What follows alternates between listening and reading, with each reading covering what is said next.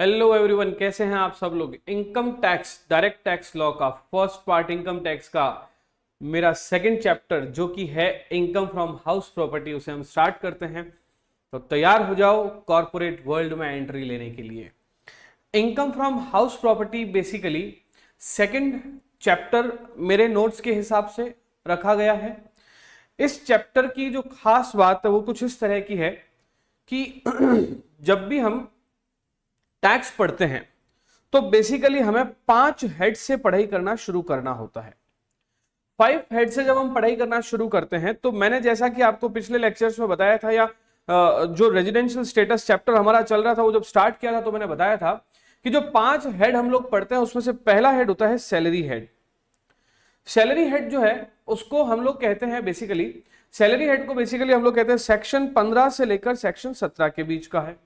दूसरे नंबर का जो हमारा हेड आता है वो इनकम फ्रॉम हाउस प्रॉपर्टी होता है। इनकम फ्रॉम हाउस प्रॉपर्टी 22 से लेकर 27 सेक्शन जो इनकम टैक्स एक्ट के हैं वो इसको डील करते हैं। फिर आगे आके हम लोग पीजीबीपी पढ़ेंगे, profit and gains from business profession. Then हम लोग कैपिटल गेन पढ़ेंगे और अदर सोर्सेज पढ़ेंगे। ये 28 से शुरू होगा, ये 45 से शुरू होगा, ये 56 तक जाएगा। तो कहने का मतलब है कि पूरा इनकम टैक्स जो है उसका फर्स्ट पार्ट 5 हेड्स में डिवाइडेड है, यानी कि जो भी आप इनकम कमा रहे हो ना वो किसी न किसी हेड में तो जाएगी ही जाएगी। अब इस हेड में कौन सी इनकम जा रही है उसको लेके बात करते हैं। हम लोग बात कर रहे हैं इनकम फ्रॉम हाउस प्रॉपर्टी की। अब पहली बात तो ये कि इनकम फ्रॉम हाउस प्रॉपर्टी में कौन सी इनकम जाती है। तो इनका कहना है कि जैसे समझिए कि आपके पास में कोई मकान है, कोई हाउस है, कोई प्रॉपर्टी है, कोई बिल्डिंग है। तो अगर उसका कोई रेंट आ रहा है, बिल्डिंग का जो रेंट आ रहा है उससे होने वाली income, rental income will be taxable under the head income from house property. अब आप कहेंगे sir rental income from house property, yes. से फॉर एग्जांपल आपके पास में एक घर है, उस घर को आपने किसी को किराए पे दे रखा है। अगर आपने उस घर को किसी को किराए पे दे रखा है तो जो rental income you are receiving, the rental income which you are receiving is known as income from house property. Now what second question is sir what if अगर हमने फर्नीचर रेंट पे दिया है, तो हमने कोई और प्रॉपर्टी, कोई और असेट रेंट पे दिया है, तो वो इस हेड में नहीं आएगा, because income from house property is a head where only rental income will come. सिर्फ और सिर्फ कौन सी इनकम आएगी? Rental income. और रेंटल इनकम भी किसकी? फ्रॉम हाउस और प्रॉपर्टी, फ्रॉम हाउस और property. Say for example this is Ramesh, we are taking example of Mr. Ramesh. Now Ramesh के पास में 3 अलग अलग प्रॉपर्टीज है। एक घर है, रेजिडेंशियल हाउस है। रमेश के पास में एक रेजिडेंशियल हाउस है। रमेश के पास में रेजिडेंशियल हाउस के अलावा एक शॉप है, रेजिडेंशियल हाउस के अलावा एक शॉप है, ठीक है। शॉप के अलावा उसके पास में एक और बिल्डिंग भी है जिसके अंदर बहुत सारे फ्लैट्स बन रखे हैं, राइट। मुझे बताओ रमेश रिच हुआ कि नहीं हुआ? यस। अब क्या हो रहा है, रमेश ने ये रेजिडेंशियल हाउस भी रेंट पे दे रखा है, रमेश ने ये शॉप भी रेंट पे दे रखी है, रमेश ने ये बिल्डिंग और फ्लैट्स भी रेंट पे दे के रखे हैं। तो रमेश को इससे, शॉप से या बिल्डिंग या फ्लैट से जो भी रेंट रिसीव हो रहा है वो कौन से हेड में जाएगा? इनकम फ्रॉम हाउस प्रॉपर्टी में जाएगा। सर कौन सा rent income from house property में नहीं जाएगा? तो as I have said that any rent received from other than house property, other than land and building will not be covered under the head house and property. So that means only rental income from house property will be taxable under the head income from house property. Sir एक बार 5 head का बता दो कि कौन कौन सी income जाती है। If you are doing a job, तो जॉब से होने वाली इनकम कौन से हेड में जाएगी? सैलरी हेड में। If you are having a business, तो बिजनेस से होने वाली इनकम कौन से हेड में जाएगी? House property, PGBP, that is profit and gain from business profession. Asset को सेल करके अगर आप पैसा कमा रहे हैं तो कैपिटल गेन हेड में, और बाकी सब बच गया, all remainings will be covered under income from other sources. So friends, rental income will be covered under the head house property. With this statement I am starting my chapter income from house property. Now what is income from house property? Chapter संख्या 2, chapter number 2 income from house property में questions करने के लिए। देखो what I have done students, समझना, जो भी हमारे क्या बोलते हैं इसको, चैप्टर्स हैं, उनको मैंने इस तरह से नाम दे दिया है।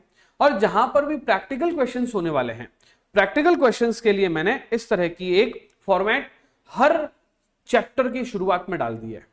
हर चैप्टर की शुरुआत में मैंने क्या डाल दिया है, इस तरह की एक टेबल डाल दी है।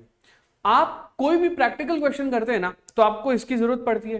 तो फॉर्मेट आपके सामने है, पूरा का पूरा चैप्टर होने के बाद इसी फॉर्मेट में, पूरा का पूरा चैप्टर होने के बाद ये जो फॉर्मेट आपके सामने है, इसी फॉर्मेट में ही आपको ये पूरा का पूरा क्वेश्चन करना है। तो फ्रेंड्स पता है क्या, सबसे अच्छा आपके साथ क्या होने वाला है, पूरा चैप्टर हो गया, फॉर्मेट सबसे ऊपर लिखा हुआ है, उस फॉर्मेट के बेसिस पर you can do any kind of sum, any kind of questions, right. तो हम देखते हैं इसमें क्या है। सबसे पहला लिखा है ग्रॉस एनुअल वैल्यू, लेस कर देंगे म्युनिसिपल टैक्स, आ जाएगा नेट एनुअल वैल्यू, लेस कर देंगे डिडक्शन अंडर सेक्शन 24, और उसमें भी दो चीजें लेस हो जाएगी, standard deduction and interest on loan. ये दोनों चीजें डिडक्ट होने के बाद जो आएगा उसको इनकम फ्रॉम हाउस प्रॉपर्टी कहेंगे। कुछ समझना नहीं है आपको इसके बारे में, हम चैप्टर को 1 बाय 1 स्टार्ट करेंगे, पहले थ्योरेटिकल पार्ट करेंगे, फिर प्रैक्टिकल पार्ट करेंगे, then after this table will come into the force. तो आइए समझते हैं। सबसे पहला, अच्छा एक बात मैं बता देता हूं, इस चैप्टर में हमें सीखना क्या क्या है। जब हम लोग ग्रॉस एनुअल वैल्यू कैसे निकालते हैं सीख गए, म्युनिसिपल टैक्स कैसे लेस करते हैं सीख गए, देन हम लोग नेट एनुअल वैल्यू कैसे निकालते हैं सीख गए, एंड देन स्टैंडर्ड डिडक्शन कैसे निकालते हैं सीख गए, इंटरेस्ट ऑन लोन कैसे लेस करते हैं सीख गए। When we will learn all these things, तो डेफिनेटली ये पूरा का पूरा चैप्टर, पूरे की पूरी चीजें आपको आराम से समझ में आ जाएगी। मतलब क्या होगा, हमें 1 बाय 1 टॉपिक सीखने हैं। पहले जीएबी सीखेंगे, जीएबी सीखने के बाद म्युनिसिपल टैक्स सीखेंगे, म्युनिसिपल टैक्स सीखने के बाद हमें एनएवी सीखना है, यानी कि हम 1 बाय 1 चीजें सीखेंगे। बट ये स्टार्ट करने से पहले कुछ थ्योरेटिकल बातें हैं। जो इनकम टैक्स का बेस है वो हम लोग, जो इनकम फ्रॉम हाउस प्रॉपर्टी का बेस है, that we are starting right now. Income from house property, income from house property section number 22 to 27 deals with income from house property. The first section of income from house property is 22. 22 का जो नाम है उसे हम लोग बोलते हैं charging section. ये बात शुरू करने से पहले एक बात मैं और क्लियर कर देता हूं। Whenever we will study any head, before starting any head we will discuss, before starting any head we will discuss only and only charging section. Her head का एक चार्जिंग सेक्शन है। से फॉर एग्जांपल हाउस प्रॉपर्टी का charging section आपको बता दिया 22 है, salary का चार्जिंग सेक्शन 15 है, पीजीबीपी का चार्जिंग सेक्शन 28 है, देन पीजीबीपी के बाद कौन सा रहेगा आपका, कैपिटल गेन का चार्जिंग सेक्शन 45 है। चार्जिंग सेक्शन पता है क्या है, charging section is like boss of the house, घर का मालिक, घर का ओनर, जो हमारे सबसे सीनियर मोस्ट है। रूल्स कौन बनाता है, जैसे घर में दादाजी है तो दादाजी के रूल बनाए हुए चलेंगे, घर में अगर पापा सीनियर है तो पापा के बनाए हुए रूल चलेंगे। ठीक उसी तरह से ही सेक्शन 22 या कोई भी चार्जिंग सेक्शन जिस हेड का होगा उसके बनाए हुए रूल चलेंगे। तो चार्जिंग सेक्शन ने कह दिया कि आपको ये रूल फॉलो करने हैं, ये रूल फॉलो करते हैं या ये कंडीशंस फॉलो होती है तभी वो इनकम इस हेड में आएगी। तो इसीलिए 22 चार्जिंग सेक्शन की हमें पढ़नी है क्या, कंडीशन। तो 22 चार्जिंग सेक्शन की 3 कंडीशन है। कंडीशन नंबर 1, एनी बिल्डिंग और लैंड अपयोर टेनेंट देयर टू। बड़ा ही इंटरेस्टिंग बात ही है। फर्स्ट लाइन क्या बोला इसने, एनी, फर्स्ट लाइन क्या बोला, एनी बिल्डिंग और land appurtenant thereto. अब इस लाइन का मतलब समझना, आपके पास में एक लैंड होनी चाहिए एंड लैंड से एडजॉइंड अपयोर टेनेंट, चिपकी हुई, लगी हुई एक बिल्डिंग होनी चाहिए। Yes, you should have, you must have one land and land से चिपकी हुई एक बिल्डिंग। अगर ये है तो condition number 1 is satisfied. Condition number 2 क्या बोलता है, पहले तो इस कंडीशन को हम देखते हैं फिर कंडीशन नंबर 2 को देखते हैं। कंडीशन नंबर 2 क्या बोल रहा है, condition 2 is saying asset must be, assessee must, oh sorry,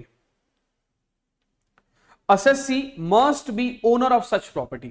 second point क्या बोला, जो assessee है वो उस प्रॉपर्टी का ओनर होना चाहिए। तो मैं इन तीनों लाइनों को एक साथ लिखता हूं। पहले फर्स्ट लाइन क्या बोली, there should be a land और बिल्डिंग। दूसरा क्या बोला, असेसी यानी कि जिसकी हम बात कर रहे हैं, वेन एवर आई से असेसी मीन्स हम उस पर्सन जिसका टैक्स लगना है जिसकी बात कर रहे हैं वो असेसी है। असेसी क्या होना चाहिए?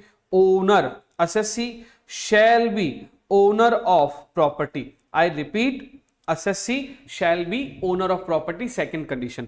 And the third condition is such property will not be used for own business purpose. I repeat, such property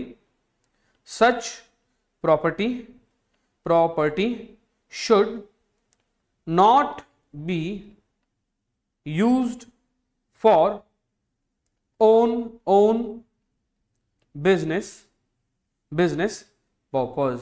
अभी तीन कंडीशन को मैं आपको अच्छे से समझाता हूं, समझना पहले। फर्स्ट कंडीशन क्या बोली? There should be a land, and land से चिपकी हुई क्या हो गई? बिल्डिंग। फिर से रिपीट कर रहा हूं, there should be a land, land से चिपकी हुई क्या हो गई? बिल्डिंग। अभी क्या हो रहा? इस लैंड और बिल्डिंग का असेसी क्या होना चाहिए? ओनर। सेकंड कंडीशन देखिए, second condition assessee should be the owner of property. First condition क्या बोल दिया? फर्स्ट कंडीशन लैंड और बिल्डिंग होना चाहिए। फर्स्ट कंडीशन क्या बोल दिया? लैंड और बिल्डिंग होना चाहिए, दिस वन। सेकंड क्या बोल दिया?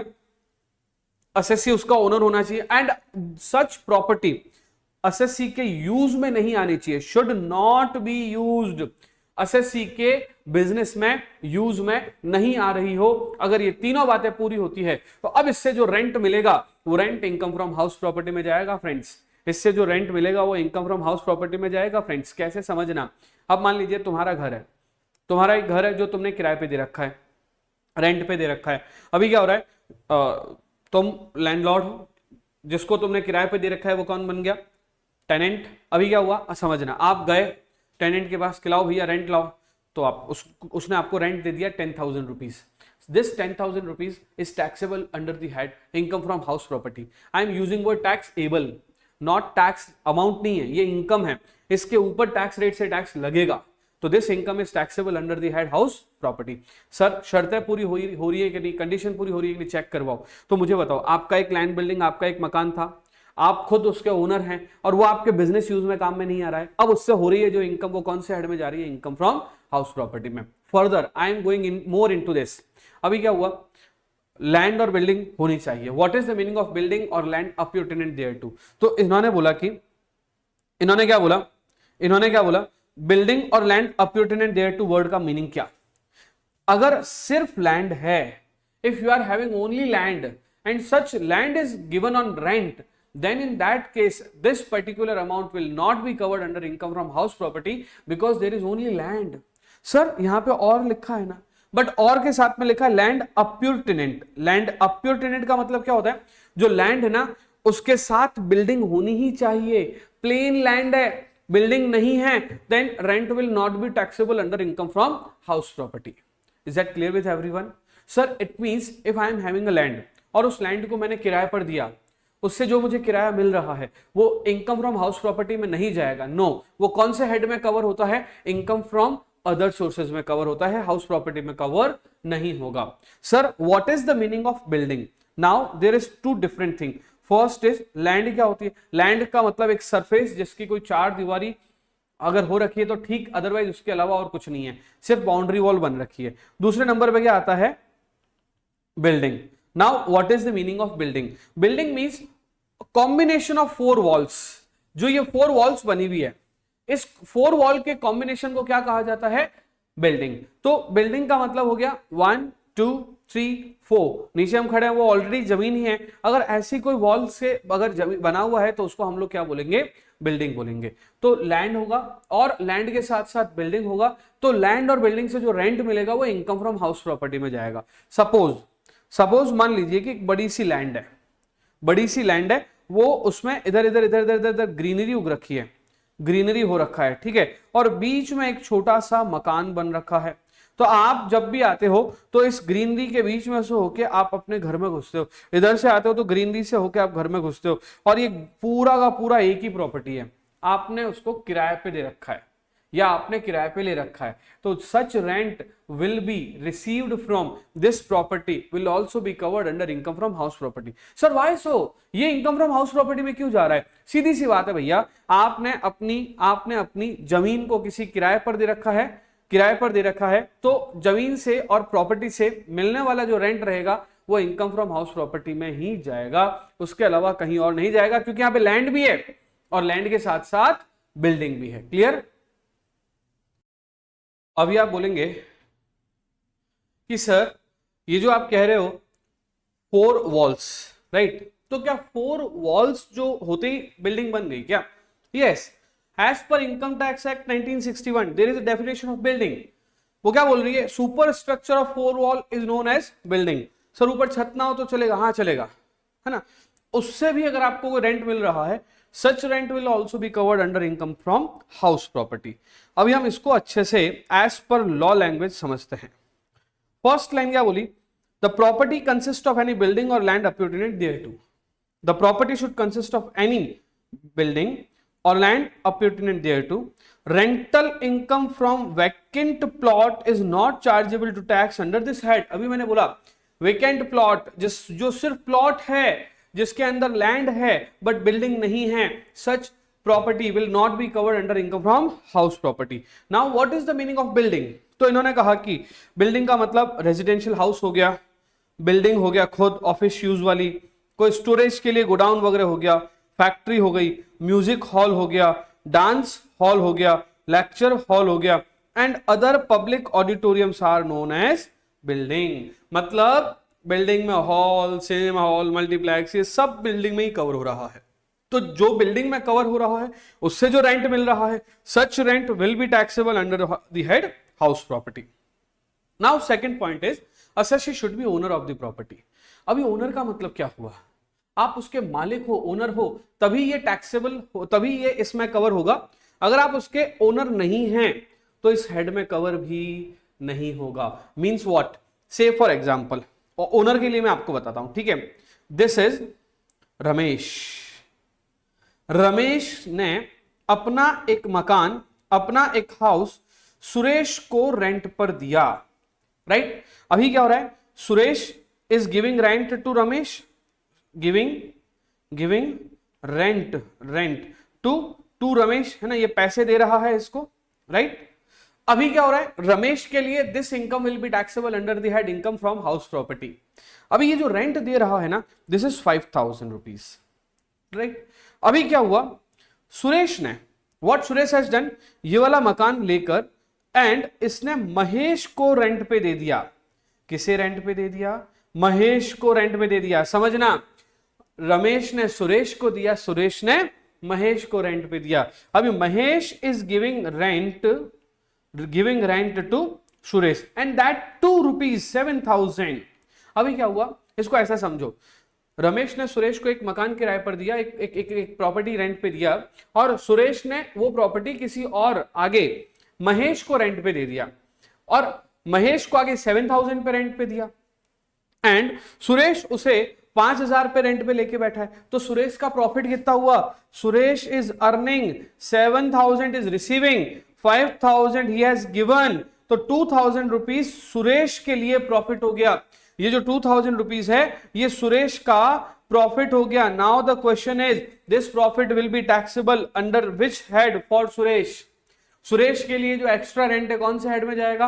इनकम फ्रॉम हाउस प्रॉपर्टी में नहीं जाएगा, बिकॉज इन्होंने कहा कि assessee should be owner of house. Assessee क्या होना चाहिए? मकान का ओनर होना चाहिए। इस मकान का मालिक कौन? Owner is Ramesh.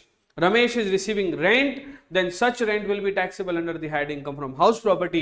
Ramesh is giving such property to Suresh, Suresh is giving such property to any other person, then in that case any other person who is giving rent to Suresh, such income from any other person will not be taxable under this head, क्योंकि इसको subletting बोलते हैं। Subletting is not taxable under the head income from house property. अभी हम लोग ना, मेरी student life की मैं बात बताता हूँ। मैं इंदौर में रहता था, तो इंदौर मध्य प्रदेश में है। What was happening over there? I have taken a room on rent and the rent was rupees 4,000. Two of my friends came, बोले कि हम तेरे साथ में रूम शेयर कर लेते हैं। मैंने कहा ठीक है, तुम रूम शेयर कर सकते हो, आ जाओ मेरे साथ में, हम साथ में रहेंगे, एंजॉय करेंगे। तो उन्होंने बोला तू कितना रेंट लेगा? मैंने कहा मैं आगे रेंट दे रहा हूँ, तुम दोनों 2,500 पर पर्सन दे दो। तो मैंने 2500 एक दोस्त से लिया, 2500 दूसरे दोस्त से लिया। I was receiving rent of ₹5000 from the room which of which I was not the owner.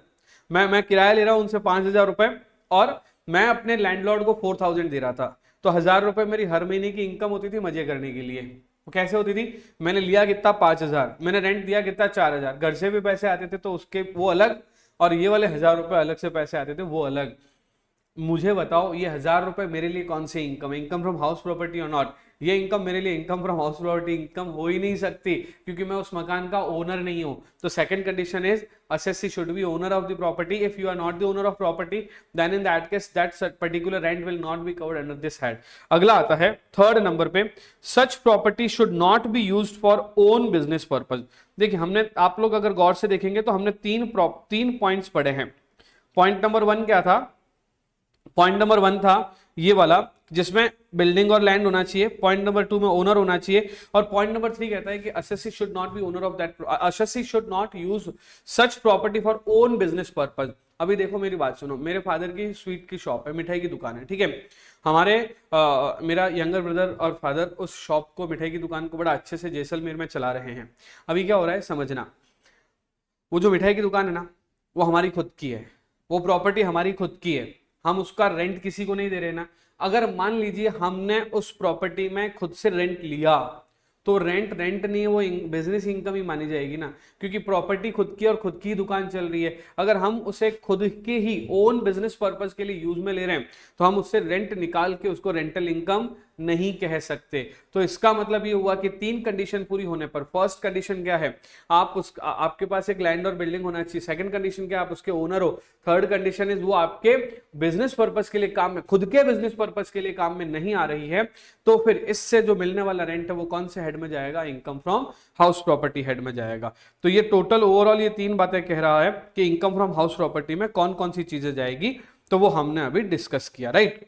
अभी क्या हो रहा है, कभी कभी क्या होता है कि हम कोई हाउस किराए पर लेते हैं, हमने हाउस रेंट पर लिया, उस हाउस के साथ साथ फर्नीचर भी मिलता है ना, तो इसे हम लोग बोलते हैं क्या? Furnished house. क्या बोलते हैं? Furnished house.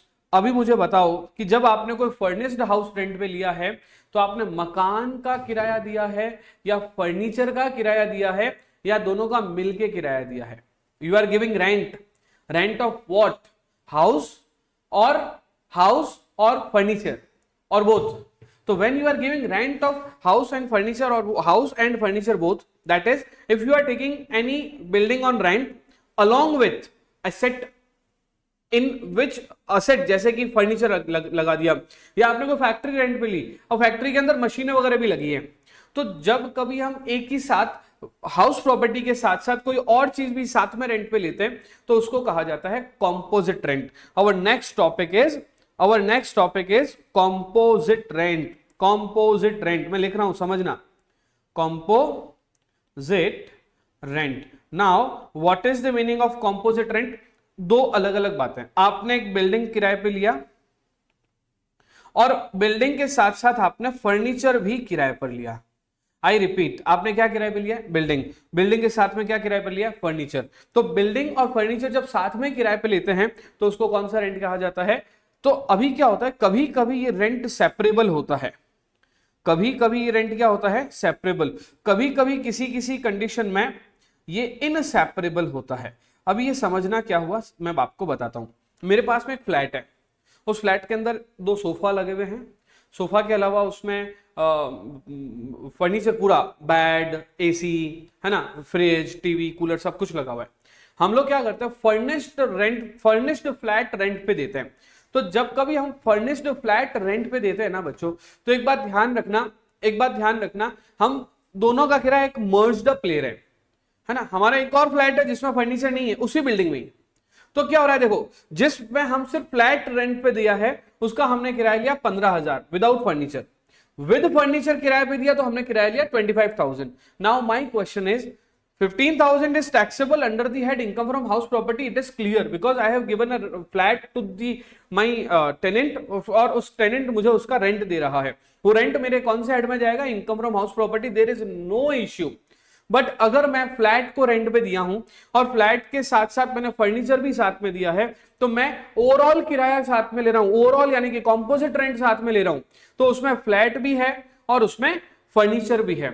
तो फ्लैट और फर्नीचर का किराया मैं अलग कर पा रहा हूं क्या? मैंने करके बता दिया ना, 15,000 तो फ्लैट का और 10,000 फर्नीचर का है, तो टोटल मैंने कितना किराया लिया? 25,000। ये सेपरेबल है कि इनसेपरेबल है? ये सेपरेबल है।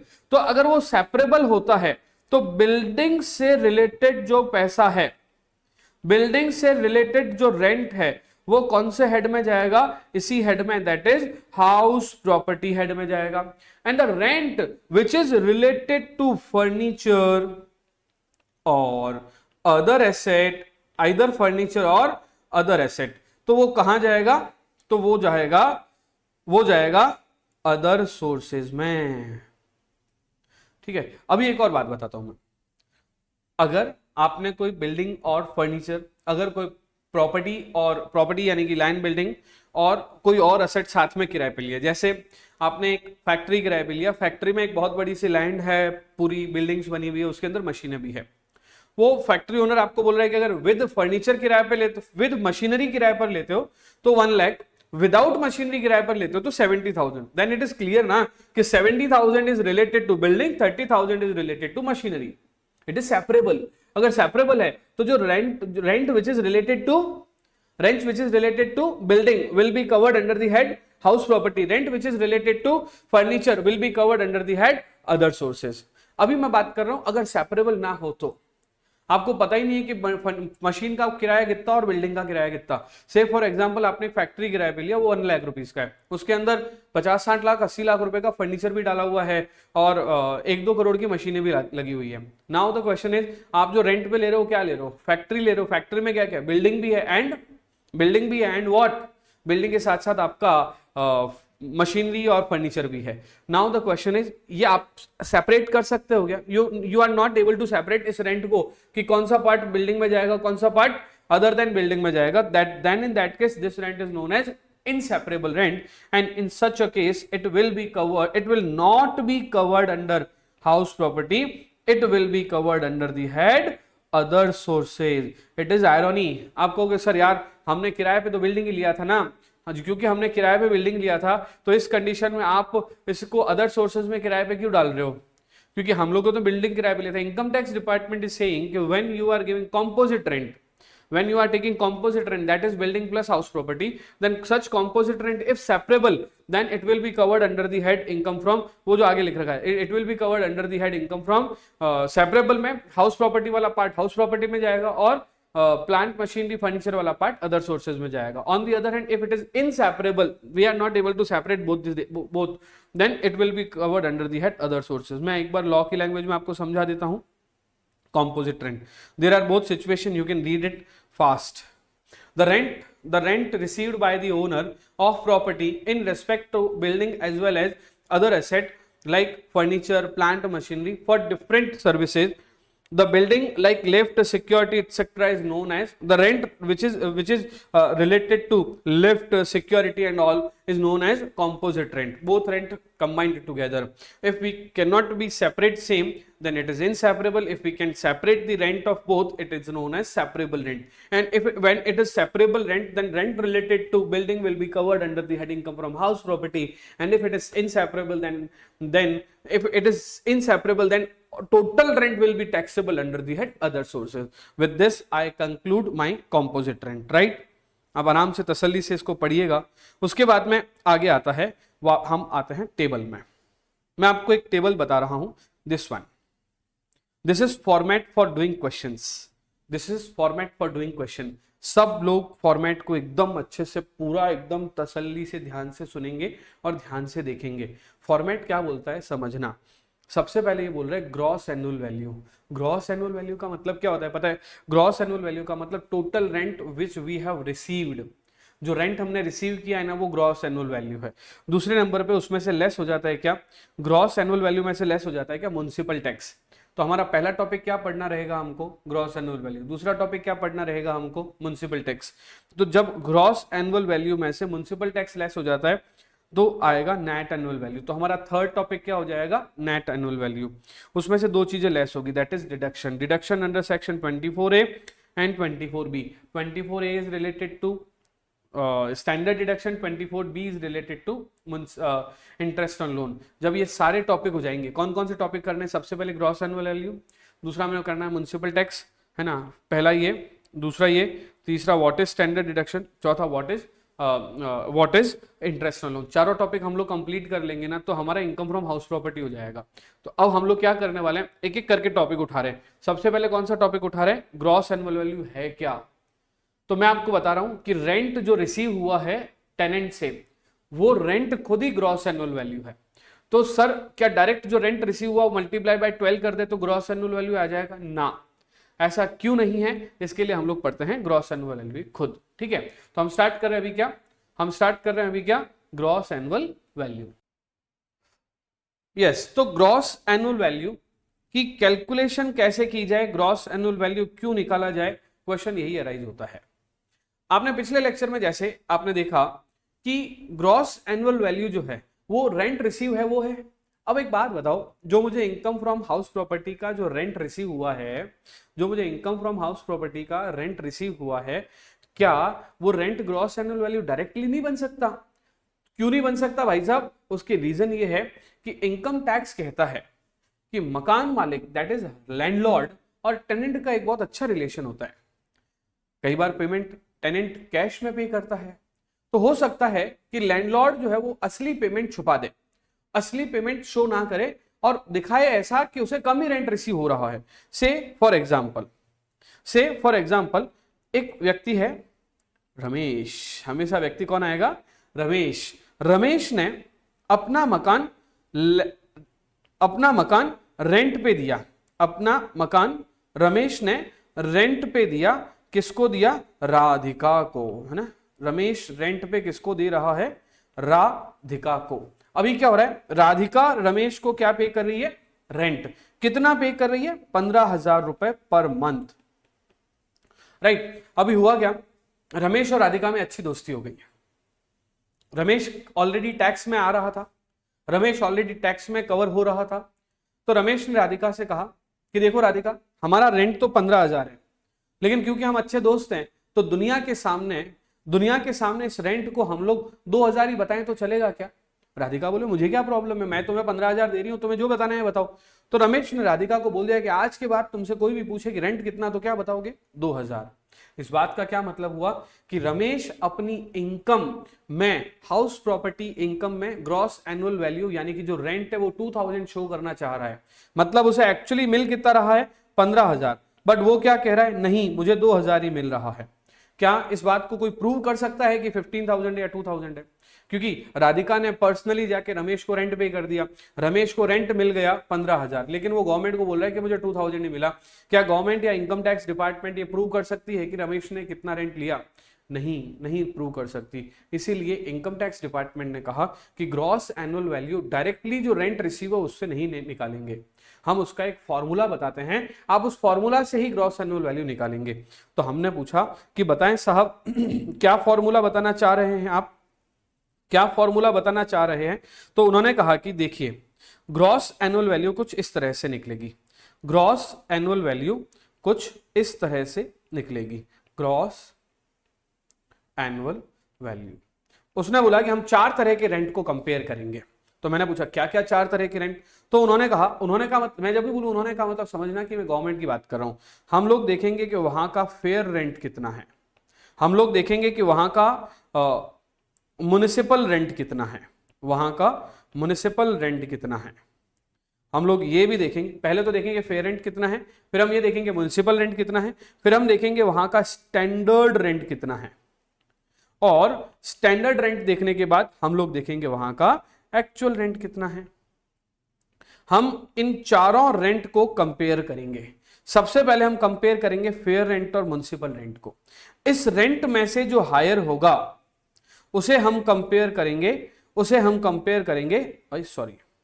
इन दोनों में से जो हायर होगा, हायर वैल्यू जो आएगी उसे हम कंपेयर करेंगे स्टैंडर्ड रेंट से।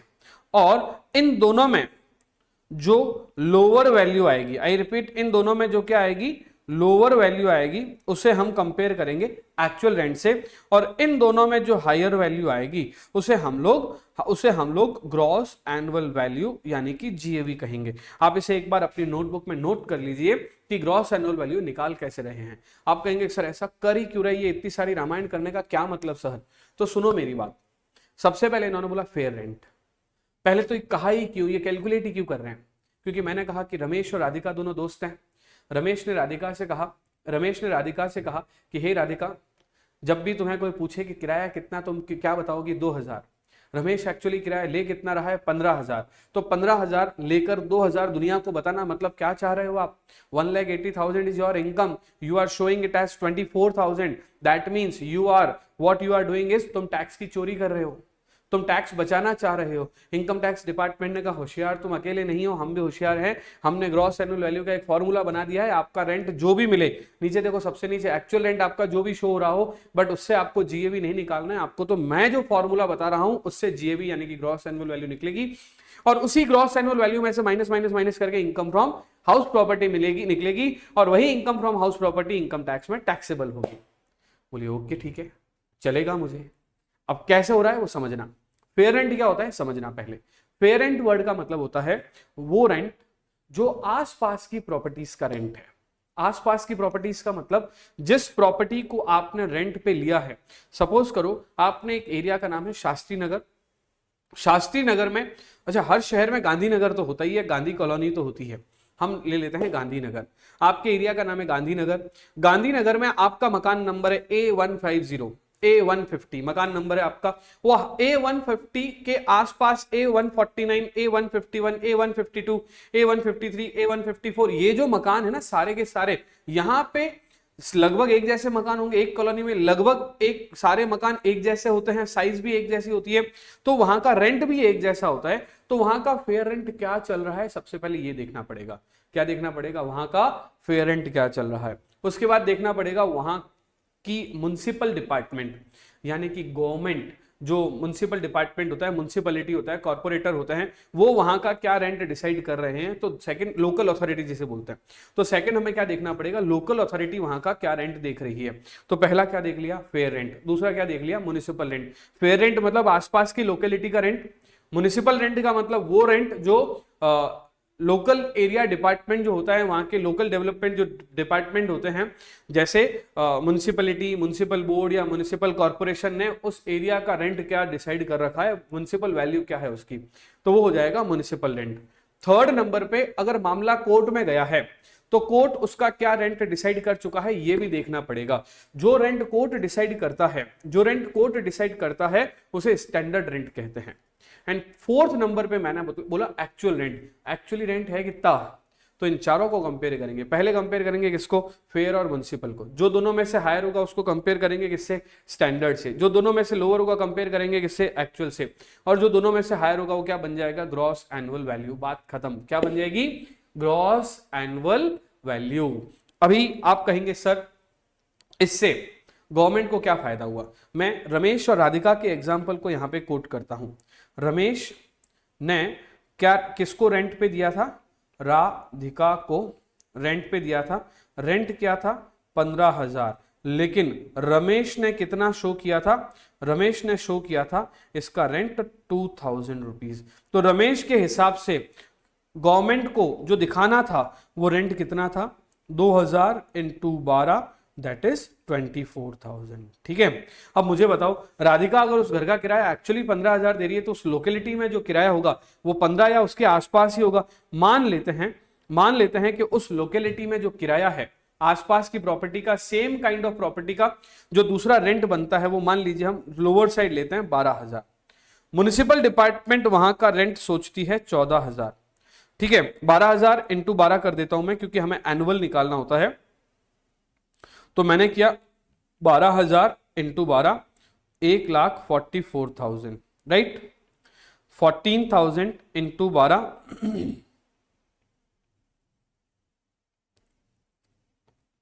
1,68,000। 1,68,000। मान लीजिए कोर्ट ने उसका किराया 15,000 ही डिसाइड किया है किसी कंडीशन में। ठीक है। क्वेश्चन में दे रखा होगा और हम भी 15,000 ही समझ रहे थे, तो वो हो गया 1,80,000।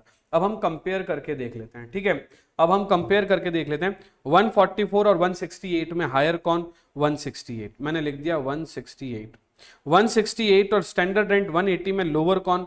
तो मैंने लिख दिया 168, अगेन लोअर वाला लेंगे 168 और 180 में। और 168 और 24 में हायर कौन? 168, तो जीएवी क्या बन जाएगी? 1,68,000। बताओ रमेश क्या चाह रहा था कि वो अपना किराया कितना शो करे? 1,80,000 की बजाय 24,000। लेकिन इनकम टैक्स डिपार्टमेंट की कैलकुलेशन कहती है कि आप भले कितना भी किराया ले रहे हो, आपकी जीएवी जो है वो 1,68,000 बन रही है, तो हम तो 1,68,000 ही मानेंगे। सर इसमें तो गवर्नमेंट का नुकसान हो गया ना, अभी आपने कहा था 1,80,000 किराया, बट वो 1,68,000 ही समझ रही है। तो यहाँ पे दूसरा एक और रीजन भी है कि कई बार लोग अपना ओवर टैक्स भरना चाहते हैं ताकि बैंक लोन वगैरह उनको मिल सके, क्योंकि जब लोग टैक्स ज्यादा भरते हैं तो बैंक लोन वगैरह मिलने में उनको सुविधा रहती है। आप लोग अभी सब कॉर्पोरेट वर्ल्ड के बच्चे हो, तो आपको एक बात बता देता हूं, जब भी कभी कोई आईपीओ वगैरह आता है तो लोग ज्यादा टैक्स वाला रिटर्न भरते हैं। ज्यादा टैक्स वाला रिटर्न भरेंगे तो टैक्स रेट जब हायर रहेगी तो इनकम और उसकी वैल्यू भी हायर रहेगी, और वैल्यू हायर रहेगी तो कंपनी की वैल्यू ज्यादा बनेगी, शेयर की वैल्यू ज्यादा बनेगी, कंपनी ज्यादा फंडिंग ले पाएगी। ऐसी कंडीशन में लोग टैक्स ज्यादा भरते हैं। तो गवर्नमेंट ने जितने भी प्रोविजन बना रखे हैं ना, गवर्नमेंट ना तो ज्यादा टैक्स लेना पसंद कर रही है ना कम टैक्स लेना पसंद कर रही है। गवर्नमेंट ने अपना एक सिस्टम सेट कर लिया है, बस उसी से गवर्नमेंट टैक्स ले रही है। तो गवर्नमेंट कहती है कि हमारे हिसाब से इसकी ग्रॉस एनुअल वैल्यू कितनी होगी? 1,68,000। मुझे बताओ क्या रमेश चोरी कर पाएगा? नहीं कर पाएगा। क्यों? क्योंकि ग्रॉस एनुअल वैल्यू 1,68,000 ऑलरेडी आ रही है, उसके कहने से 24,000 बन भी नहीं रही है। आप समझ रहे हैं मेरी बात को? तो इसका मतलब ये हुआ कि ग्रॉस एनुअल वैल्यू की कैलकुलेशन को हम कैसे शो करेंगे, मैं आपके सामने रख देता हूं। हमें एफआर बोल रहा हूं, फेयर रेंट को मैं कैलकुलेट कर रहा हूं, जीएवी आप अच्छे से जमा दो। एफआर और एमआर को कंपेयर करेंगे, विच एवर इज हायर को हम कंपेयर करने वाले हैं किससे? एसआर से। इन दोनों को हम लोग कंपेयर करेंगे, विच एवर इज लोअर, क्या बोला मैंने? विच एवर इज लोअर को हम कंपेयर करेंगे किससे? कंपेयर करेंगे किससे? एआर से, एक्चुअल रेंट से। इन दोनों में से जो हायर होगा, इन दोनों में से जो हायर होगा उसको हम कंपेयर करेंगे, वो कंपेयर नहीं करेंगे, जो हायर होगा वो क्या बन जाएगा? Gross annual value. तो ये आप लोग एक बार नोट कर लीजिए, क्योंकि अब इसके सारे क्वेश्चन हम लोग इसी ग्रॉस एनुअल वैल्यू को करने वाले हैं। और ग्रॉस एनुअल वैल्यू कैसे निकलती है मैं आपको फॉर्मूला बता दिया। ग्रॉस एनुअल वैल्यू होती क्या है? रेंट जो रिसीव हुआ है उसकी एनुअल वैल्यू। हम कभी टैक्स चोरी करना चाहें तो हम नहीं कर सकते, क्योंकि हमें जीएवी ऐसे ही निकालना पड़ेगा। सर व्हाट इफ मैं अगर जीएवी नॉर्मली निकाल दूं? तो निकाल दो ना, जो आपका आ रहा है 15,000 इंटू 12 1,80,000 गवर्नमेंट को शो कर दो। गवर्नमेंट अपने आप आपसे ज्यादा लेनी होगी तो गवर्नमेंट खुद ही कैलकुलेशन कर लेगी। अगर आपने 2,000 लिया है, गवर्नमेंट को कम लगता है तो 2,000 ही लिखा है आपने। जैसे रमेश ने 24,000 रखा था, गवर्नमेंट को अगर कम लगता है ना तो गवर्नमेंट खुद ही उसको नोटिस भेज देगी कि भैया जीएवी कैलकुलेशन करके लाके दो, या गवर्नमेंट खुद जीएवी की कैलकुलेशन करके आपको नोटिस भेज देगी। तो कहने का मतलब ये है कि आपको लोड नहीं लेना है। अगर आप इनकम टैक्स रिटर्न भर रहे हो किसी का भी, तो जो आपका एक्चुअल रेंट आ रहा है, जो आपको एक्चुअल रेंट रिसीव हो रहा है वही भरो। आप कुछ भी एक्स्ट्रा मत भरो, ज्यादा मत भरो और कम भी मत भरो। This is the point, this is the way. Yes sir और no sir? Yes sir. Can I proceed आगे? अभी अपन देखते हैं ना, इसके क्वेश्चंस अगर मिल जाते हैं तो हम कर लेते हैं। आपके पास में क्वेश्चन सेट पहुंच चुका होगा। अगर नहीं पहुंचा है, अगर आपके पास क्वेश्चन सेट नहीं पहुंचा है तो आपको सून मिल जाएगा। दोनों स्पाइरल अलग अलग या कंबाइंड करके, है ना। इनिशियल स्टूडेंट्स को हम लोगों ने 2 पार्ट्स में भेजा है। कुछ बच्चों को हमने पहले जो फर्स्ट रजिस्टर्ड जो स्टूडेंट है उन लोगों को हमने एक ही स्पाइरल में फर्स्ट पार्ट तो टैक्स लॉ का पार्ट 1 करके, और उसी के अंदर टैक्स लॉ के क्वेश्चंस भी हैं। तो जैसे फर्स्ट 65-68 पेजेस तक आपके नोट्स हैं जो मैं अभी आपको शो कर रहा था, और बाद वाले जो 65-68 पेजेस हैं वो क्वेश्चन आंसर के हैं। मैंने कोशिश करी है कि ऑलमोस्ट सारे क्वेश्चन आंसर्स आपको मैं सॉल्व दूं, ताकि आपको ज्यादा रिवीजन के टाइम पे मेहनत करनी ना पड़े। बट मेरी आपसे साइमल्टेनियसली रिक्वेस्ट भी यही है कि जब आप कोई भी क्वेश्चन कर रहे हो तो अपने हाथ से कीजिए, हाथ से करने के बाद सॉल्व क्वेश्चन वापस से देखिए, अदरवाइज आपको तकलीफ होगी। जब तक आप क्वेश्चन हाथ से नहीं करोगे तब तक आपको उतना फील नहीं आएगा जितना आपको आना चाहिए। तो मैं आपको लेके चलता हूं क्वेश्चन नंबर 2 में। आप लोग अपने अपने नोट्स में क्वेश्चन नंबर 2 निकाल दीजिए और देखिए यहाँ पे mister X is owner of 4 houses, कितने मकान है 4, which are all let out and are covered by rent control act.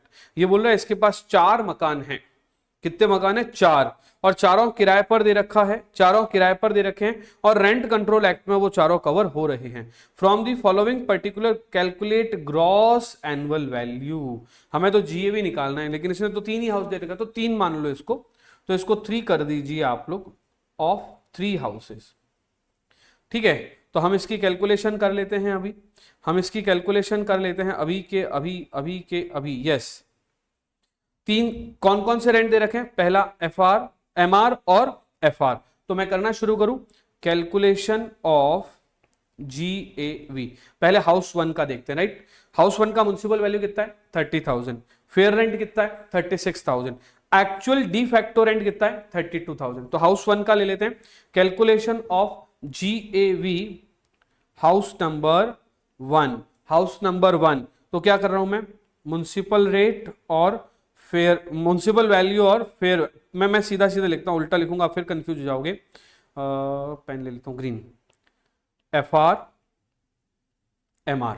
मुझे बताओ क्वेश्चन में देख के एफ आर कितना है 36,000, एम आर कितना है 30,000। अभी हमने जो फॉर्मेट लिखा है ना, हम उसमें क्या लिखते हैं, वी विल कंपेयर बोथ। हमने इन दोनों को कंपेयर किया, हायर कौन है 36,000, हायर कौन है, विच एवर इज हायर कौन है 36,000। अभी मेरी बात सुनो, जमाने का तरीका देख लो आप लोग, है ना, जैसे मैं जमा रहा हूं ना वैसे ही जमाओगे ना तो कभी गलत नहीं होगा। इसके बाद हम कंपेयर करेंगे किससे, एसआर से। एसआर है क्या, जब एसआर है ही नहीं, जब एसआर है ही नहीं तो हम उसको डैश कर देंगे और कंपेयर भी नहीं करेंगे। समझ रहे हो आप मेरी बात को, जीरो नहीं है SR, SR is not available. तो हम लोग एसआर वाली कैलकुलेशन को स्किप करते हुए हम सीधा इसी को 36,000 को आगे लेकर जाएंगे और देखेंगे एक्चुअल रेंट कितना। तो हम ले आए एआर। कहने का मतलब ये हुआ कि हम लोअर तभी देखेंगे जब हम एसआर से कंपेयर कर रहे हैं, जब क्वेश्चन में एसआर ना हो। जैसे इस क्वेश्चन को आप देखिए, इसमें आपको एसआर नहीं दिख रहा ना, एसआर है नहीं, स्टैंडर्ड रेंट है नहीं, तो फिर हमें कंपेयर ही नहीं करना है। मतलब कहने का मतलब ये हो गया कि हमें देखना ही नहीं है, हमें लोअर तभी लेना है जब एसआर से कंपेयर कर रहे हैं, बाकी हमें हायर लेना है। आप अगर उस फॉर्मेट को देखेंगे, अभी जो मैंने आपको लिखवाया है, मैंने क्या बोला, एफआर एमआर जो हायर है, फिर एसआर से कंपेयर करेंगे तो लोअर देखेंगे, फिर एआर से कंपेयर करेंगे तो फिर हायर देखेंगे। मींस टू से एसआर से कंपेयर करते वक्त लोअर देखना है, बाकी टाइम आपको हायर देखना है। तो अभी देखो एसआर नहीं है तो सीधा एआर से कंपेयर करता हूं 32,000, एआर से कंपेयर किया 32,000। Now whichever is WI, whichever is higher, which is higher 36,000। ये जो 36,000 है ना बेटा, ये क्या बन गया हमारी ग्रॉस एनुअल वैल्यू। कैसे आ गया 36,000। ये किसका हो गया, हाउस नंबर 1 का। अभी हाउस 2 का और हाउस 3 का अपने आप करेंगे कि नहीं करेंगे, बिल्कुल ठीक बात है बच्चे, अपने आप करो। हाउस 2 का करो अपने आप, फटाफट से लिखो, एफआर 24,000, एफआर 24,000, एमआर एमबी जो भी 20,000 है ना, विच एवर इज हायर। कौन हायर है 24,000। नाउ कंपेयर करो, जल्दी लिखो, एआर से कंपेयर करो, एआर से कंपेयर करो 28,000, हायर कौन 28,000, that is gross annual value. तो इसका आंसर क्या हो गया, सेकंड का क्या हो गया, हाउस 2 का, हाउस 2 का आंसर है 28,000। को डाउट हो तो व्हाट्सएप कर लीजिए, 28,000 को डाउट हो तो व्हाट्सएप कर लीजिए। हाउस 3 का आंसर आएगा, एफआर एमआर को कंपेयर कर रहे हैं 35,000, एमआर ज्यादा है 35,000। फिर हम लोग कंपेयर करें एआर से 30,000, तो एआर और 35,000 को कंपेयर किया तो आंसर आया 35,000, बिकॉज इसमें ज्यादा कौन है 35,000। तो इसका हाउस 3 का आंसर क्या आ गया 35,000। अगर आपका आंसर इससे वेरी कर रहा है तो you may ask the question, I will send you the voice note. Done, okay. Next question हम लोग देख लेते हैं। अभी ये आंसर भी लिखा है नीचे, सब क्वेश्चन के नीचे आंसर लिखा है। अच्छा, आपको भी तो सॉल्व ही मिला है ना, तो ट्रस्ट मी, आप अगर सॉल्व ऐसे देखते रहोगे ना तो अच्छा नहीं रहेगा, है ना। पता है मैंने सॉल्व क्यों दिए आपको, मेरे बिना भी मैं दिखूं, आपको मेरे बिना भी मैं दिखूं, इसलिए मैंने सॉल्व दिए। अगर आप सॉल्व घर पे बैठ के अगर सॉल्व कर लोगे ना तो ट्रस्ट मी सॉल्व देखने के बाद आपको पक्का आ जाएगा, लेकिन एग्जाम में नहीं आएगा। तो आपको आप सारे क्वेश्चन अपने हाथ से करने हैं, फिर कंपेयर करना है, और मेरा सॉल्यूशन और आपका सॉल्यूशन अगर डिफरेंस आता है तो मुझे डाउट पूछना है। डाउट पूछने का तरीका क्या है? फोटो खींचो, व्हाट्सएप कर दो, फोटो खींचो और व्हाट्सएप कर दो। क्लियर? बढ़ते हैं आगे। यस, तो बेटा क्वेश्चन नंबर 3 में आ गए हम लोग।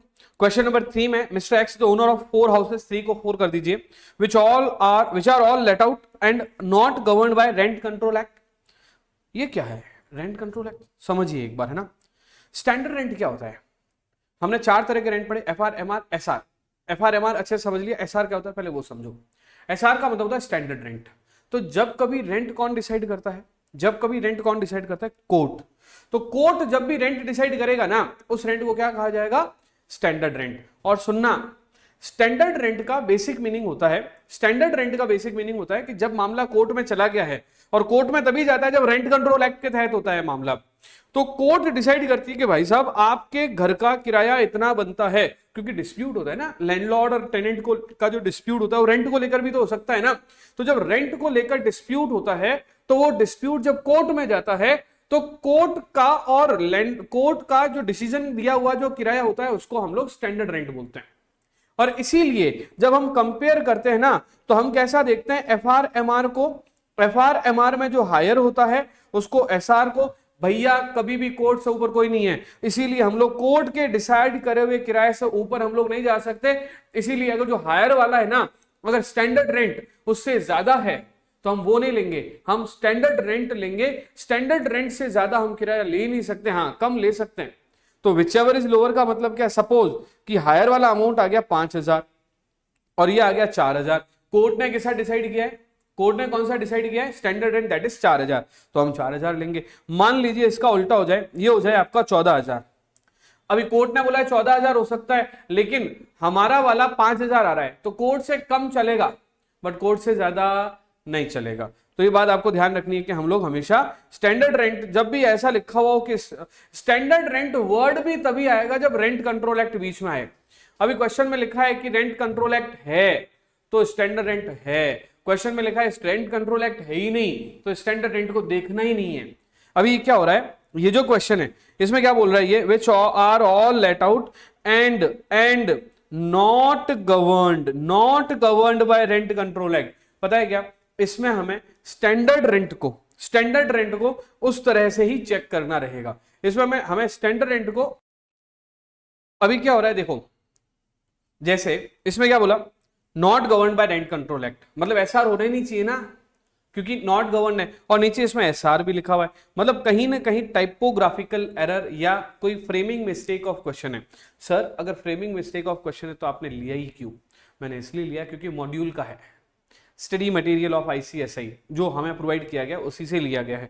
हो सकता है इसमें कुछ ऐसे ऊपर नीचे हो गया हो। तो मेरी बात सुनो, अगर ये क्वेश्चन है ना तो यहां पे नॉट वर्ड आ ही नहीं सकता, मतलब ये नॉट वर्ड भी यहां पे नहीं होगा।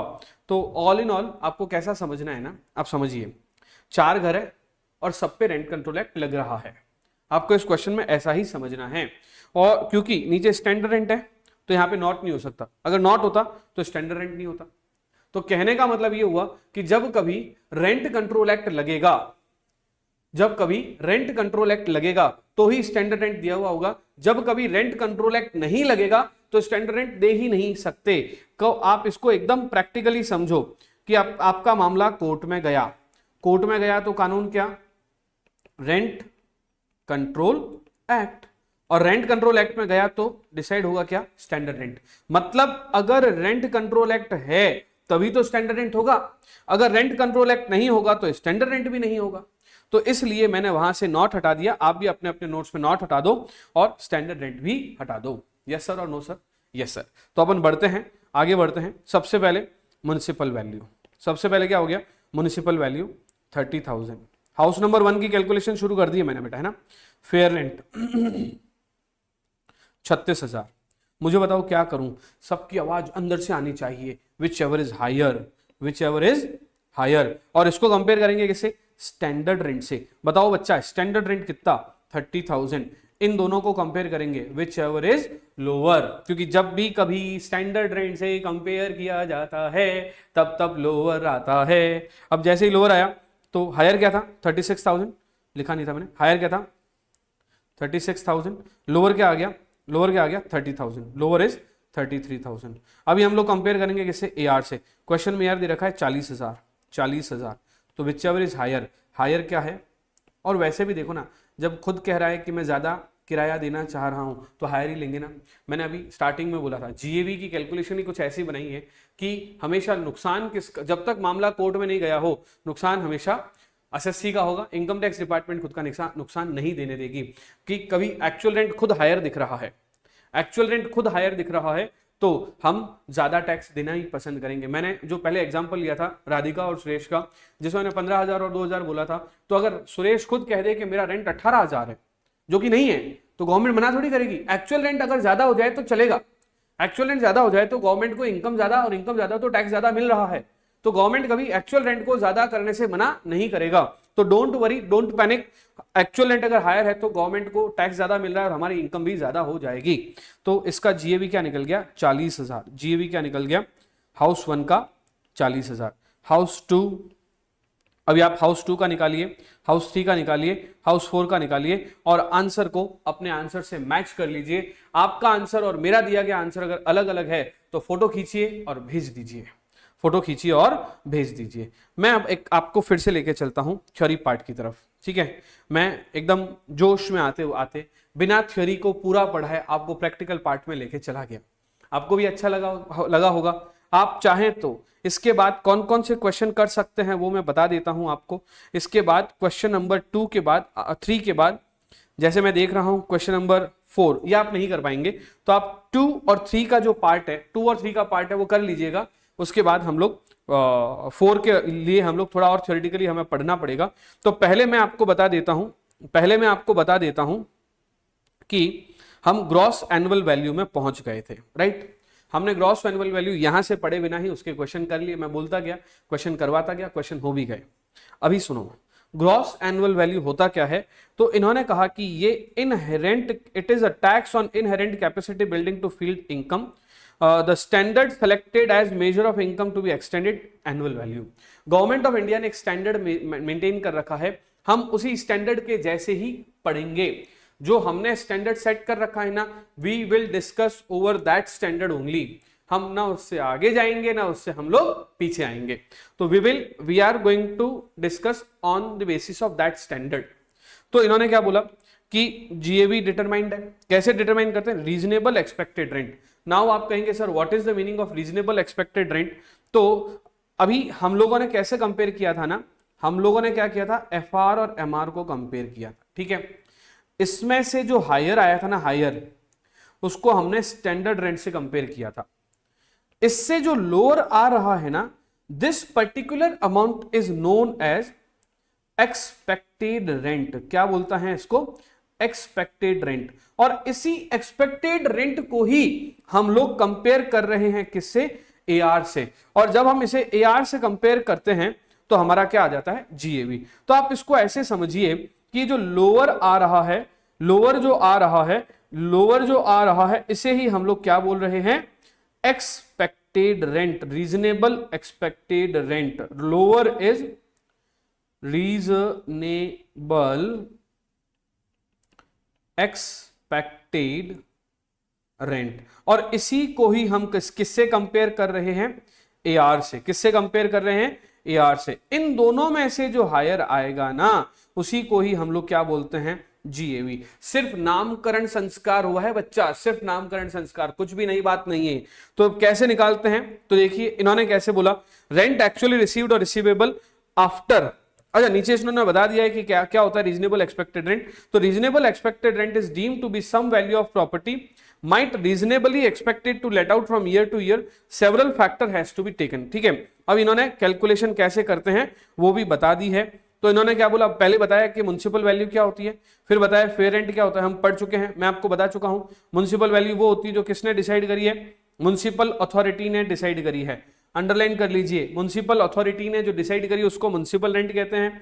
सिमिलर प्रॉपर्टी का जो रेंट है सेम और सिमिलर लोकेलिटी में, उसे हम फेयर रेंट कहते हैं। Standard rent rent control act के तहत जो डिसाइड होता है, जो कोर्ट डिसाइड करता है वो होता है। और एक्चुअल रेंट जो हमें सच में मिला है लेट आउट पीरियड के लिए, जिसे हम डी फैक्टो रेंट कहते हैं। अभी इसे मैं एक बार फिर से आप लोगों को समझा देता हूं। एमआर और एफआर को कंपेयर करने पर जो हायर वैल्यू आएगी, उसको एसआर से कंपेयर करने पर जो लोअर वैल्यू आएगी, उसे ईआर यानी कि एक्सपेक्टेड रेंट कहेंगे। और इसी रेंट को हम जब एक्चुअल रेंट यानी कि डी फैक्टो रेंट से कंपेयर करेंगे, और जो हायर आएगा उसे हम जीएवी कहेंगे। तो यहां पर कुछ भी नया नहीं आया है, सिर्फ एक नामकरण संस्कार आया है कि इस अमाउंट को हम क्या बोल रहे हैं, एक्सपेक्टेड रेंट। यस सर और नो सर। यहां पर देखिए मैं आपको समझाने की कोशिश कर रहा था और मैंने पूरा ही समझा दिया। अभी ये हम लोग जो यहाँ पे इस तरह का ये जीएवी डिटरमाइन वगैरह जो लिखा हुआ है, वो हम लोग अलग से एक बार इसको पहले पूरा पढ़ चुके हैं हम लोग। इसने थ्योरेटिकली लिखा है तो कई बार थ्योरेटिकली समझना टफ होता है, हम प्रैक्टिकली करते हैं तो थ्योरी अपने आप समझ आ जाती है। तो मैंने अभी ये पिछले जो स्लाइड्स में मैंने आपको जो बताया थ्योरेटिकली, मेरा ये मानना है कि आपको अच्छे से समझ आ गया होगा कि कैसे क्या हुआ है और कैसे क्या होगा। अब अगर आप इसमें देखेंगे तो यहां पे आगे एक वर्ड आ रहा है, excluding unrealised rent but before deducting loss due to vacancy. Sir ये क्या नई बात आ गई? मेरी बात सुनो, अभी तक जो हमने पढ़ा है ना, और जितने हमने टॉपिक्स पढ़े हैं उतना तो हो गया। अब एक इसमें नया तड़का लगाते हैं और वो है अनरियलाइज्ड रेंट का। तो जैसा कि मैंने आपको कहा है कि जो इनकम टैक्स है ना, वो ऐसे ही अलग से लिख लिख के ही समझ में आती है। मतलब क्या है ना कि जो बेसिक इनकम टैक्स है, अपनी जो बेसिक इनकम टैक्स है, वो लॉ में जो लिखी हुई वो और जो मैं समझाता हूं, कई बार डिफरेंस होगी, लेकिन दोनों का मीनिंग सेम होगा। इंटरप्रिटेशन मीनिंग दोनों सेम होगा। लिखा हुआ नहीं समझ में आएगा, ये समझ में आएगा। फिर जो लॉ में लिखा है, नोट्स में लिखा है, वो बाद में समझ में आएगा। तो आपने नोटिस किया होगा, तो मैं नोट से नहीं पढ़ा रहा हूं, इससे पढ़ा के स्क्रीन पे बोर्ड पे लिख के और फिर मैं नोट्स में लेके जा रहा हूं। तो आपको ऐसा समझना है कि समझना यहां है, फिर बोर्ड पे चलना है, समझना यहां है, फिर बोर्ड पे चलना है। तो can we move on? Okay, तो हम आगे मूव ऑन करते हैं। किसको लेकर? अनरियलाइज्ड रेंट को लेकर। तो सबसे पहले अनरियलाइज्ड रेंट का मतलब क्या होता है, पहले वो समझो। अगर आपने कोई मकान किराए पर दिया है, लेकिन आपका किराएदार बदमाश निकल गया और वो आपका किराएदार आपको किराया नहीं दे रहा है, किराया खाना चाह रहा है, किराया चोरी करना चाह रहा है, ऐसे किराए को क्या कहा जाता है? Unrealised rent. जैसे जो रेंट रियलाइज नहीं हुआ है, तो इसका वैसे बेसिक मीनिंग क्या हो गया? Rent which is not realized by assessee or landlord। अरे आजा रे, लैंडलॉर्ड।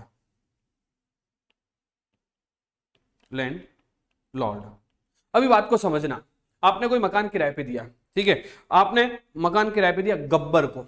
नाम से गुंडा लग रहा है, गब्बर सेठ है ना, गब्बर है ना, वो गुंडा नहीं हो, वो शोले मूवी का। आपने उसको मकान किराए पे दिया है। You are landlord. Say for example your name is Ramesh. आप कौन है? रमेश। आपका किराएदार कौन है? गब्बर। ठीक है, आप गए, गब्बर भैया नमस्ते, आज महीने की पहली तारीख है, किराया दीजिए। तो गब्बर भैया ने कहा कि किराया तो मिलेगा, आओ अंदर आओ, बैठो चाय पियो, किराया मिलेगा। आपको गब्बर भैया ने कहा किराया तो मिलेगा, आपको लगा कि किराया मिलेगा। तो गब्बर भैया आए अंदर से हॉकी स्टिक लेके, हाँ बोलो किराया चाहिए। आपने कहा नहीं गब्बर भैया वापस आता हूं। आपको समझ नहीं आया कि हुआ क्या। 4-5 दिन बाद फिर से गए, गब्बर भैया नमस्ते। इस बार गब्बर भैया हॉकी स्टिक लेके बाहर आ गए। फोकट की चाय भी कौन पिलाए मकान मालिकों को। अभी गब्बर भैया आ गए क्या? हॉकी स्टिक लेके। आपने गब्बर भैया को बोला गब्बर भैया किराया, गब्बर भैया किराया। गब्बर भैया ने कहा हॉकी स्टिक देख रहे हो, निकलो यहां से। आपने कहा भैया देखो ऐसे तो नहीं चलेगा, आप हमारा मकान किराए पे लेके बैठे हो, आपको हम ईमानदार आदमी मान के मकान किराए पे दिए हैं, आप अगर हमें रेंट नहीं दोगे तो हम आपके ऊपर पुलिस केस कर देंगे, हम आपके ऊपर कोर्ट में केस कर देंगे, पुलिस में केस कर देंगे, आप हमारे घर से निकलो, अदरवाइज हम ऐसा ऐसा कर देंगे। गब्बर भैया के हॉकी स्टिक आपको देख के डर लगा और आप सीधे गए कहां पे, पुलिस में केस करने के लिए। आपने गब्बर भैया के खिलाफ एफआईआर लिखा दी कि मेरा मकान खाली करवाओ। दूसरे नंबर पे आपने कोर्ट में भी केस कर दिया कि मुझे रेंट रियलाइज करवाओ, लेकिन आपको रेंट मिला नहीं है। अगर आप ये दोनों काम कर लेते हो और आपने गुड फेथ में गब्बर भैया को मकान किराए पे दिया हुआ था, आपने केस भी कर दिया मकान, और इस प्रॉपर्टी के अलावा आपके पास आपकी कोई प्रॉपर्टी आपने गब्बर भैया को किराया नहीं दे रखी है, ऐसा रेंट अगर ना रियलाइज हो, ऐसे व्यक्ति से रेंट अगर ना रियलाइज हो, तो उस रेंट को अनरियलाइज रेंट कहा जाता है। क्या कहा जाता है? Unrealised rent. तो मेरी बात सुनो, अगर ये रेंट जितना बन रहा है ना, उसमें से जो रेंट रियलाइज नहीं हुआ, उसको क्या कहा जाएगा? Unrealised rent. क्या कहा जाएगा? Unrealised rent. बात खत्म हो गई और समझ में भी आ गई आप लोगों को। अभी क्या होता है, इसका ट्रीटमेंट क्या होता है, हम इसका क्या समझते हैं? ट्रीटमेंट। और समझना आपको क्या करना रहेगा, जीएबी की कैलकुलेशन कैसे करनी रहेगी, मैं ब्लैक पेन से लिखता हूं। सबसे पहले आप कंपेयर करते हो किसको? एमआर को एफआर से। जो विचएवर इज हायर होता है उसको कंपेयर करते हैं एसआर से। जो विचएवर इज लोअर होता है उसको हम लोग कंपेयर करते हैं एआर से। अभी तक एआर से कंपेयर कर रहे थे, लेकिन आज से हम अगर यूआर दे रखा है तो एआर माइनस यूआर करके जो वैल्यू आएगी उससे कंपेयर करेंगे। और अब जो हायर आएगा वो हमारी क्या बन जाएगी? Gross annual value. अब whichever is higher will become our gross annual value. बोलिए यस सर कि नो सर? Yes sir. फिर से एक बार कंपेयर किया किसको? एफआर को एमआर को। कंपेयर किया किसको? एफआर को और एमआर को। जो दोनों में से हायर था उसको कंपेयर किया किससे? एसआर से। जो दोनों में से लोअर था उसको कंपेयर किया किससे? एआर माइनस यूआर से। जो दोनों में से हायर निकल गया उसको हमने क्या बोल दिया? Gross annual value. तो मुझे लगता है कि आपको ये बात 100% समझ में आई होगी कि एआर माइनस यूआर करना है। इस क्वेश्चन को करने की ट्रिक सब कान खोल के सुन लो।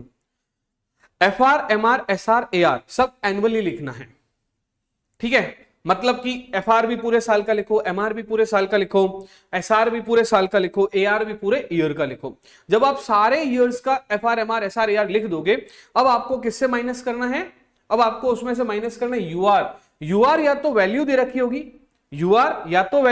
होगी, या यूआर अमाउंट मंथ दे रखा होगा। अगर you are 2 month, 3 month, 4 month, 5 month दे रखा है तो जितने महीने का यूआर अनरियलाइज है वो आप माइनस कर दो, ठीक है? और जो वैल्यू आ जाएगी उसको कंपेयर करके जो हायर आ जाएगा वो ग्रॉस एनुअल वैल्यू बन जाएगा, ठीक है? मैं आपको एक बार थ्योरेटिकली लेके चलता हूं, आपको समझ आएगा अच्छे से। अभी ये थ्योरेटिकली आ जाते हैं। अभी ये क्या बोल रहा है?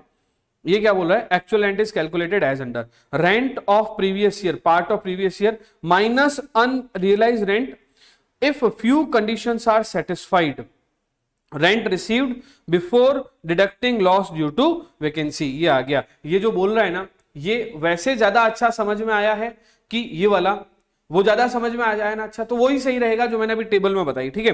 क्योंकि इस बात का मतलब यही होता है। तो आप एक काम कीजिए, इसे नोट कर लीजिए, पूरा का पूरा नोट कर लीजिए, ठीक है? ये देखिए, ये अनरियलाइज्ड रेंट में आपको एक टेबल पे लगा देता हूं, आप कीजिए पॉज और इसको पूरा नोट कर लीजिए। अगर नोट नहीं किया है तो नोट करके हम लोग फिर आगे बढ़ जाएंगे। क्लियर? ठीक है, हम आगे बढ़ जाते हैं। अब क्वेश्चन अराइज होता है कि अनरियलाइज्ड रेंट लेस किस में से करना है? मैंने क्या बोला? एआर में से। किस में से लेस करना है? एआर में से। भाई साहब एआर में से जब हम लेस करेंगे यूआर, उसके बाद जब हम कंपेयर करेंगे ना, तो लेस तभी करेंगे जब ये 4 कंडीशन पूरी होगी। 4 कंडीशन क्या है? तो इन्होंने कहा कि when unrealised rent is to be excluded, तो समझना, पहले इसने बोला टेनेंसी इज बोनाफाइड। मतलब ये हुआ कि जो आपने किराए पे मकान दे रखा है ना, आपका जो फर्स्ट पॉइंट देखो ऊपर वाला, tenancy should be bonafide, tenancy is bonafide, यानी कि आपने जो रेंट पे दे रखा है ना, वो आपका रिलेशन अच्छा होना चाहिए, bonafide, good interest, good faith वाला रिलेशन होना चाहिए। जैसे आपने गब्बर को किराए पे दिया, आपको पता था कि वो गुंडा है, आपको पता था कि वो रेंट नहीं देगा, वो रेंट दे रहा था, आप रेंट ले रहे थे, आपको अच्छा लग रहा था, उसके पास पैसे खत्म हो गए, उसने रेंट देना बंद कर दिया। उसने, आपको अच्छा लग रहा था, आप रेंट ले रहे थे, उसने रेंट देना बंद कर दिया, वो अनरियलाइज बन गया। भैया आपका और गब्बर का जो रिलेशन है ना, वो गुड था या बैड था, ये ना मुझे पता है ना ये आपको पता है। जब हमने दिया था तो बोनाफाइड था, जब हमने दिया था तब क्या था, बोनाफाइड था। सेकंड नंबर पे इसने बोला डिफॉल्टिंग टेनेंट हैज वैकेटेड और steps have been taken to compel him to vacate the property. का मतलब क्या हुआ, डिफॉल्टिंग टेनेंट यानी कि जो हमारा किराएदार है उसको हमने प्रॉपर्टी से निकालने के सारे स्टेप्स उठा लिए हैं। अब गब्बर जो था, गब्बर हमारे यहां पे था किराएदार, तो गब्बर ने किराया नहीं दिया तो मैं गया ना कोर्ट, मैं पुलिस में और मैंने कंप्लेन करी ना, तो अगर मैं वो नहीं करता तो अनरियलाइज्ड रेंट डिडक्ट नहीं होता। तो कहने का मतलब यह है कि जो चार कंडीशन है ना उसमें जब मैंने किराए पे दिया हमारा रिलेशन गुड होना चाहिए, दूसरे नंबर पे हमने उसको निकालने के लिए स्टेप्स उठा लिए हो, तीसरे नंबर पे उसके पास मेरी और कोई प्रॉपर्टी किराए पे नहीं हो, मैंने बोला था अगर आपने नहीं सुना हो तो वापस से बैक करके सुन लो। उसके अलावा all reasonable step legal proceeding के भी हमने ले लिए होंगे, तो ही हम उसका यूआर एआर में से डिडक्ट कर पाएंगे। मतलब ये हुआ एआर में से यूआर तभी डिडक्ट होगा जब ये चारों कंडीशन पूरी हो गई हो। और क्वेश्चन में अगर लिखा हुआ हो कि यूआर एआर में से यूआर डिडक्ट इस कंडीशन में होगा या नहीं होगा, या चारों कंडीशन पूरी नहीं हो रखी है तो यूआर डिडक्ट मत करना जब तक क्वेश्चन में ये ना लिखा हुआ हो कि all four condition of UR is followed, fulfilled या कंप्लाइड विद, तो ही एआर में से यूआर लेस होगा। इन चार में से एक भी कंडीशन अगर पूरी नहीं हुई तो एआर में से यूआर लेस नहीं होगा। ठीक है, आइए हम इसका भी क्वेश्चन कर लेते हैं। इसका हमारा जो क्वेश्चन नंबर 4 है ना नोट्स का, वो इसी से रिलेटेड है। देखो, there is no vacancy but there is unrealised rent. क्या बोला, मिस्टर ए owns 2 houses, इसमें 2 ही मकान है और 2 ही बोला है, इससे पहले वाले दोनों लेक्चर में क्या हो गया था। हाँ, mister A owns 2 houses, the expected rent of the house one is rupees 65,000 was let out for 7,500 per month, but the rent for the month of February, एक मिनट, ओके, यस यही है question, यही है। ठीक है, क्या बोला, owns 2 houses, the expected rent of the house one is rupees 65,000, this house was let out for 7,500 per month, but the rent for the month of February and March could not be realized। देखो ये दोनों rent realise नहीं हुए हैं, 2 महीने के realise नहीं हुए हैं, ध्यान रखना कितने महीने के रियलाइज नहीं हुए, 2 महीने के। Expected rent of another house is 1,50,000, this house was let out for 12,000 per month. अच्छा, 2 अलग अलग हाउसेस हो गए, ये है हाउस 1, ये है हाउस 2। हाउस 2 क्या बोल रहा है कि उसका लेट आउट किया 12,000 में और लास्ट 3 महीने का रेंट अनरियलाइज है। तो अगर मैं इस क्वेश्चन को देखूं तो क्या बोला, हाउस 1 आंसर दे रखा है नीचे, मैं सामने इसमें टिकी लगा देता हूं। हाउस 1 का expected rent FR MR SR को कंपेयर करके जो आता है वो निकाल के दे दिया इन्होंने। एक्सपेक्टेड रेंट दिया हुआ है बच्चा 65,000 एक्सपेक्टेड रेंट है, और 7,500 पर मंथ के हिसाब से देखा जाए, 7,500 पर मंथ के हिसाब से देखा जाए तो 90,000 रुपए किराया बनता है ना। 7,500 इंटू 12, 90,000 किराया बनता है, वो एक्चुअल रेंट है।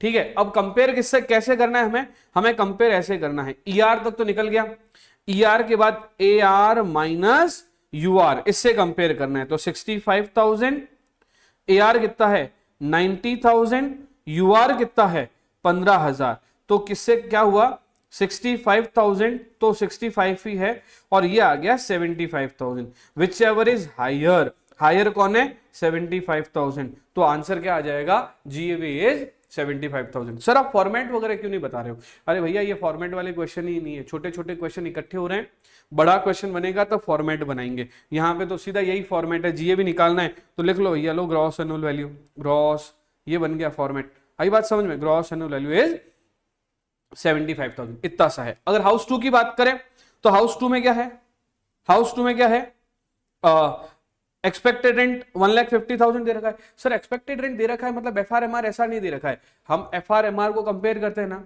हायर आता है, फिर उसको किससे कंपेयर करते हैं, एसआर से, लोअर आता है, तो वो जो लोअर आता है ना, वो लोअर ही तो एक्सपेक्टेड रेंट है, वही तो दे रखा है।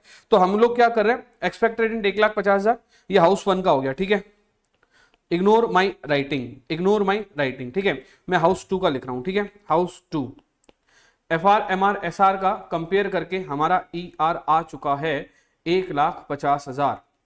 हम कंपेयर करते हैं AR माइनस UR को।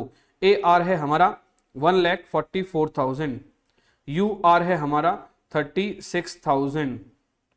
ठीक है, तो 1,44 में से 36 गए, बचे कितने? 1,12,000। इन दोनों में से हायर कौन? 1,50,000 is higher, so it will be treated as GAV। Sir आपने वो वाली बात तो बताई नहीं कि UR की 4 कंडीशन। भैया क्वेश्चन खुद कह रहा है कि rule number 4, mister A fulfil the condition of rule 4, मतलब कि दोनों कंडीशन में रूल नंबर जो 4 रूल हैं, टेनेंसी शुड बी बोनाफाइड, है ना, मकान मालिक ने किराएदार को, लैंडलॉर्ड ने टेनेंट को बाहर निकालने के सारे स्टेप्स ले लिए हों, लीगल शूट भी फाइल कर दिया हो, और किराएदार के पास इसके अलावा कोई और प्रॉपर्टी नहीं होनी चाहिए, तो चारों सेटिस्फाई हो रहे हैं। तो बेटर ये आपको बता दिया है और answer is 75,000 and 1,50,000। 75,000 and 1,50,000 both are the answer. अच्छे से भी यहाँ पे किया हुआ है, आपके पास आंसर शीट है, आराम से उसको देखिए, समझिए। और यहाँ तक का लेक्चर मैं आज कंप्लीट करता हूँ। इसके बाद नेक्स्ट लेक्चर में आपको बताया जाएगा कि GAV कब, वैकेंसी के टाइम पे GAV का क्या हश्र होता है। Thank you so much.